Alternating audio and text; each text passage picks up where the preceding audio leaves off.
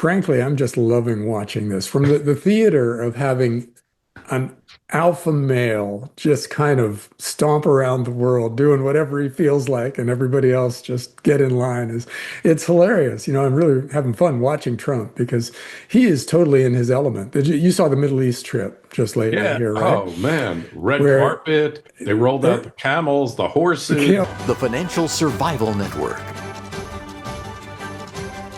Now more than ever. The Financial Survival Network.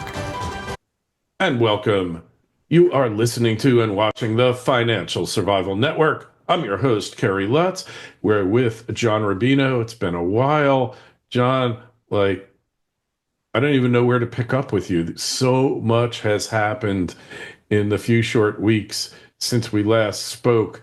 Uh, you know, it's just one of those things. So we got to start someplace.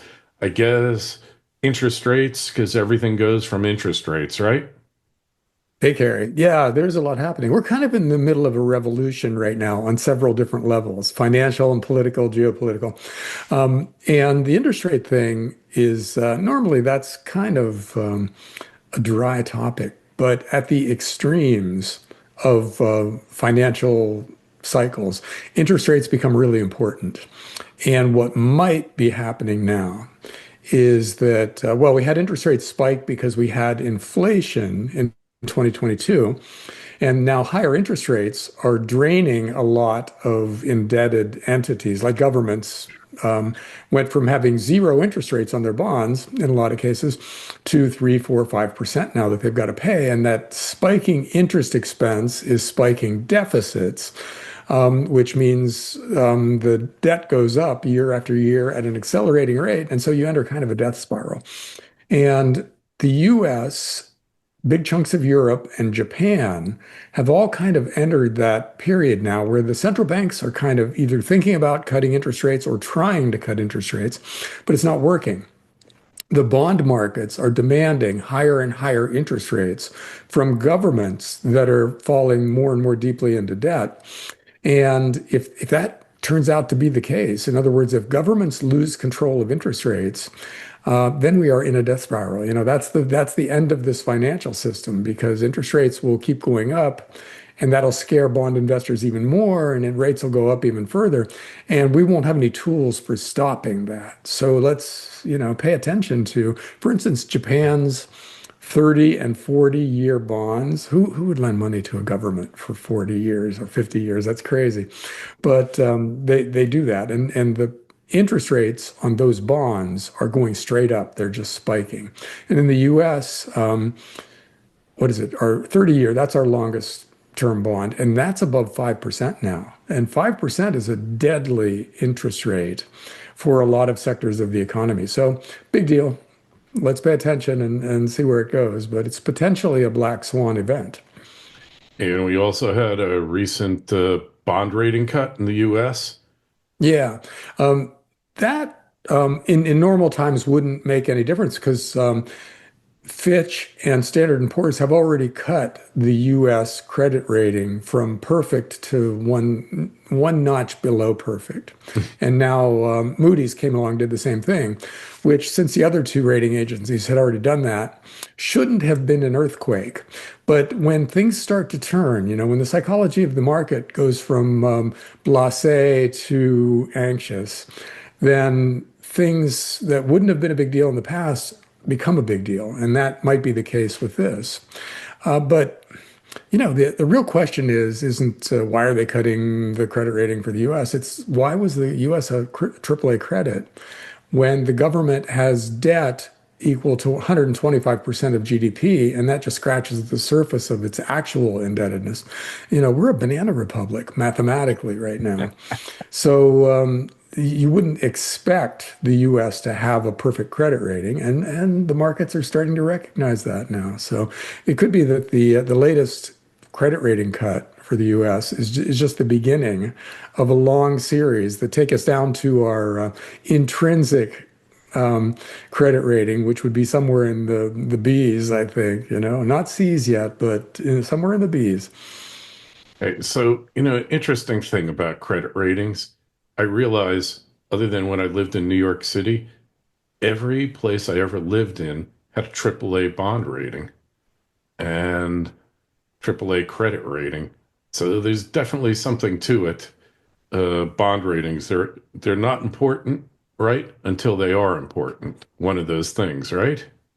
Yeah, yeah. I mean, it facilitates borrowing very cheaply, which is kind of the problem as well as the benefit because if you're incented to borrow a lot of money because money is so cheap, like I feel that way. Back when mortgages were like 2.5%, I really thought about just going out and buying a house because I felt almost morally obligated to take that cheap money that they were offering. But it's the same thing for governments. I mean, if you let them borrow very cheaply, then there's this whole list of things they can do to steal elections and otherwise, spend money on things that matter to them.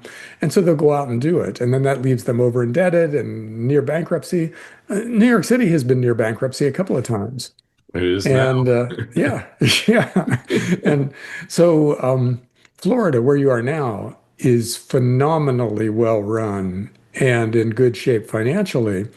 But that won't last if people in Florida are overconfident and start borrowing a lot of money. There's a saying attached to this, something like low interest rates are the cause of high interest rates, or something like that. In other words, if you borrow a lot of money, your financial viability deteriorates, and then your interest rate goes way up. And it was the result, really, of those low interest rates to begin with.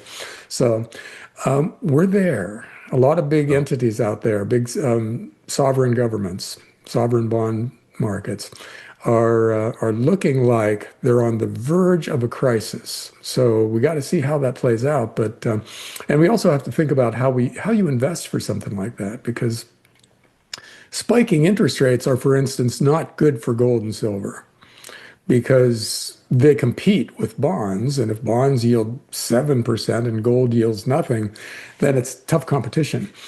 But if there's a bond crisis that leads central banks to really aggressively ease somehow, then that's good for gold and silver because all that extra money sloshing around has to go somewhere and it partially goes into precious metals.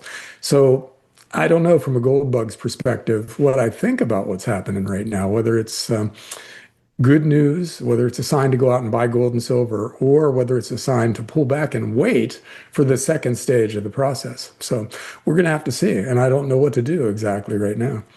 All right, so we have to update an old financial truism here, which says the best cure for high price, the best cure. Jeez, now my age is kicking in here, but the best thing for high prices is to bring low prices.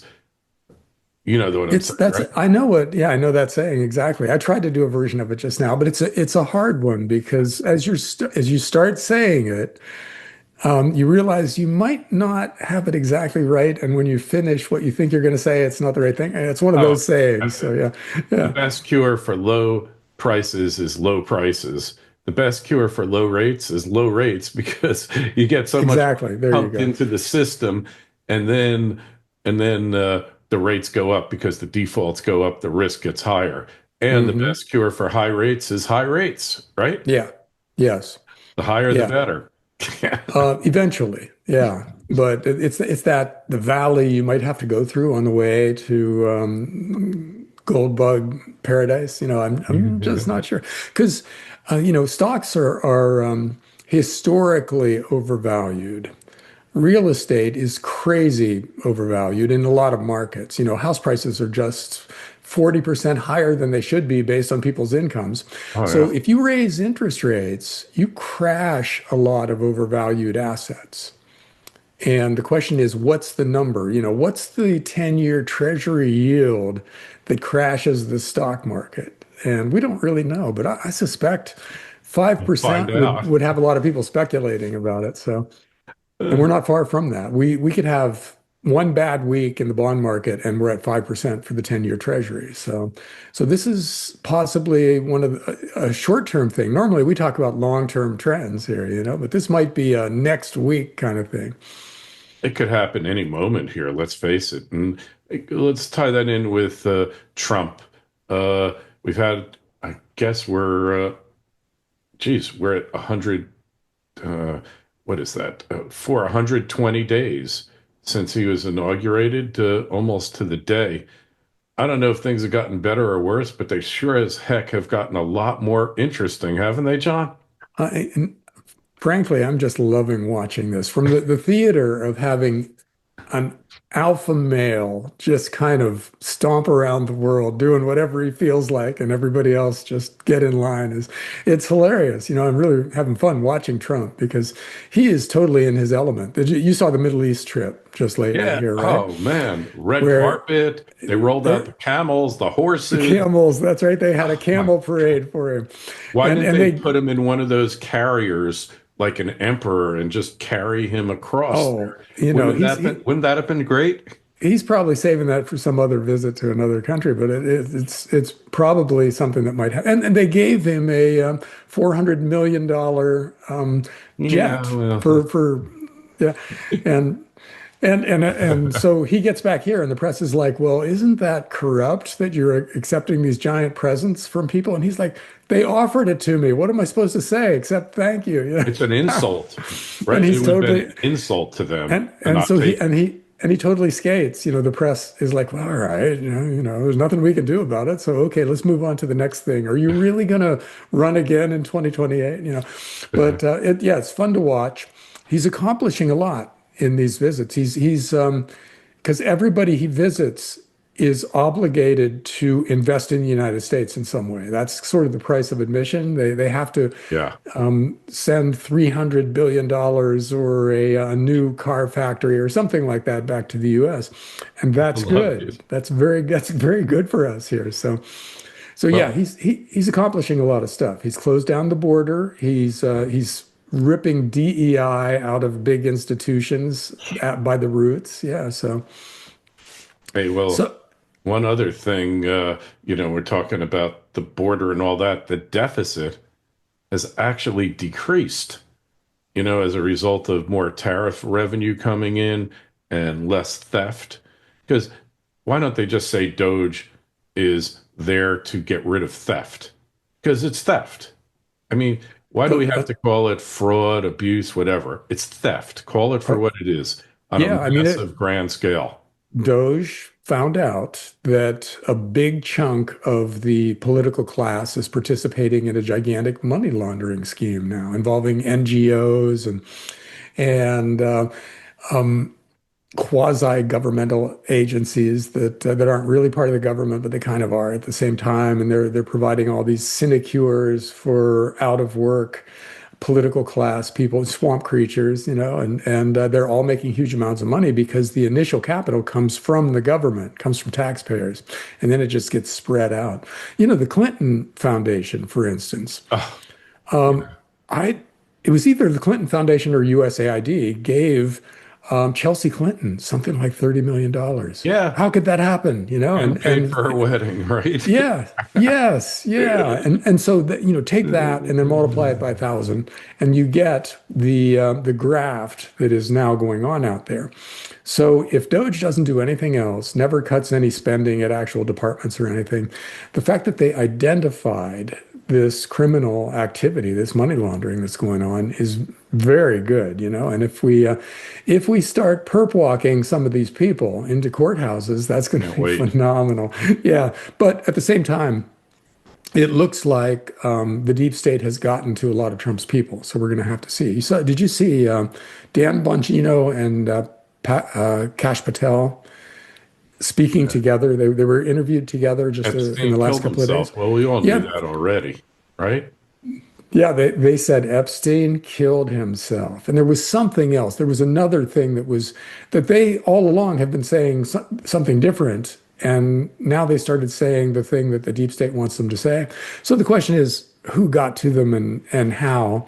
How much? And yeah, well, I mean, which of their children did the Yeah, CIA threaten to they will kill do or that. something like that? Oh, they will totally do that, because if if you're in government and your kid gets into a car wreck, there's no way to trace that back to the CIA. Yeah. or any number of other horrible things happening to him. So, I mean, And they the could just Tesla took pin him over. The, down. the Yeah, Tesla just yeah, started driving right and into an embankment. and Right? the CIA has the capability of hacking into self-driving cars and taking over, right? That capability exists out there somewhere, and somebody bad has it. So we're just seeing the beginning of that as a control threat.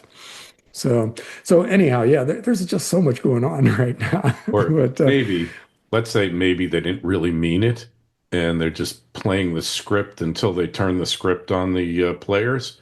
Could be. here's hoping, because we've got the Epstein files out there. We've got all Mhm. kinds of things that Kennedy was supposed to do as far as vaccines go and food additives and stuff like that. And he had to compromise a lot of his goals in order to get through the Senate. To be actually approved by the Senate.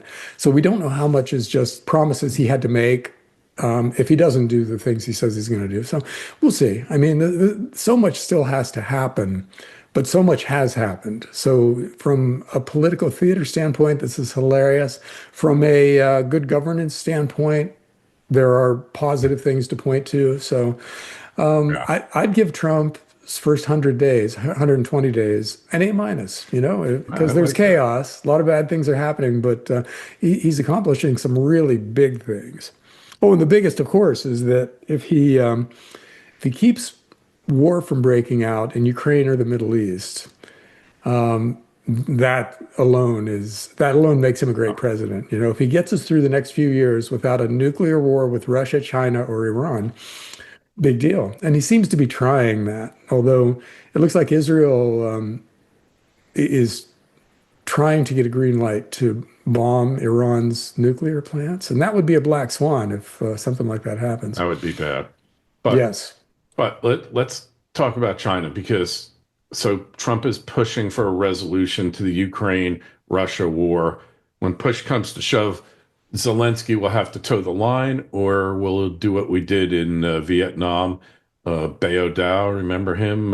They just Yes, had a we coup. we we assassinated Yeah. the head Well, of South Vietnam because we yeah. didn't like him. That's right. And that And it was was all Ken. downhill from there. That was actually John Kennedy, who's generally seen as a pro-peace president. That's what got him killed, but he didn't want to fight all the wars that the deep state wanted to fight. So Certainly one of the reasons. Yeah. yeah, yeah. But so even he is capable of doing something like that. So, if Kennedy's capable of assassinating somebody that they don't like, Trump is truly But these guys are like gonna do. snorting coke on the train, John. Oh, that's You see that's so that? great. Yeah. The bag is there, and then Macron gently hides it, and the other guy hides the spoon, and it's like Well, no wonder the world's such a mess. Everybody's high. and it's not a surprise at all. These guys, the people running Europe, are just flat out degenerates, with the exception of the lady in Italy. I like her. Yeah, she's a And lot the of guy fun. in Hungary too. Oh, Viktor Orban, sorry, but Yeah, he's not really running Europe. He's yeah. standing on the sidelines saying, "Nope, we're not going to do that. Nope, we're not going to do that." And they're telling him, "We'll destroy you if you don't do that." And so I hope he survives and becomes the template for European leaders with a Yeah. little bit less authoritarianism. But the guys running the big countries, Germany and the UK and France, it's not a surprise at all to see them hanging out doing coke on a train while they're trying to supposedly keep us from out of World War III. Coke is probably actually good if you're a warmonger, right? Because that would Yeah. fire you up to ship those long range missiles to Yeah. Ukraine. What the hell? Yeah, and so Cocaine that psychosis. yeah, Yeah. yeah. So it's not a surprise given how they are most times. These guys basically actively want to start World War III, Oh yeah. probably because they want to distract their populace from the mistakes they've made in running the country. I mean, you can't have open borders for a decade and then get reelected. You just can't do that if you're honest. So you have to steal the election post 10 years of open borders. And you do that in a couple of ways. You make your political opponents illegal, which they've done in France. They're trying to do in Germany. What about Romania? Romania, they did that to the guy. But They, then they yeah, but then they let a populist run. He looked like he was going to win, and then he lost. So they probably just stole that election. Yeah. Well, Yeah. they removed him from the ballot, I thought, or declared no, they declared the election invalid Yeah. But because he then won. And then they they yeah, they right? had a new election. They let an ally of the guy that they banned run as a populist, as a MAGA Yeah. Republican kind of guy, and they let the election happen. And that guy was winning big going into election day, and then he lost by a pretty sizable margin when the actual votes were counted. So that sounds an awful lot like 2020 in the US. Hey, Yeah. this is a template around the world. Bolsonaro, anyone you don't like who appears to be a populist, who might actually want the best for his country, immediately gets, or not immediately, but he's removed by with extreme prejudice or lawfare in their corrupt court system. The U.S. the court system is beginning to look a lot like every other country's. One thing I wanted to go over, though, so you know that if China withdrew its backing from Russia, the war would be over in 3 months because they wouldn't be able to sell their oil and it would be over for Russia. They would have to seriously think about ending the whole ploy. I think that's what's happening behind the scenes with the China US trade negotiations, because if the US embargoes all Chinese trade, whether it's through a tariff or they just say no more, the US will find a way to get most of the other stuff. The rare earths are hard because not because they're rare, but because the production we've allowed China to monopolize it. But that can be resolved. They probably have a stockpile of all that stuff, all the unobtainium, right, that we don't even know about. So the question is, those negotiations, China's behind the eight ball, their economy's imploding, both both the economy and their infrastructure from all the tofu dreg construction. And we see signs that they're closing down the fentanyl labs and the precursor companies that are doing it. Was a deal really made? And we gave China 90 days to prove that they're going to live by it? Well, uh, no doubt the US is trying to separate China and Russia because that's a scary alliance. The US nightmare alliance, of course, is Germany, Russia, and China. And, we were kind of heading in that direction before we blew up the Nord Stream 2 pipeline. But yeah, I'm not sure what you would have to give China and Russia, though, to break the diplomatic bonds that they've created, because they're doing a lot of financial, diplomatic, and trade stuff together.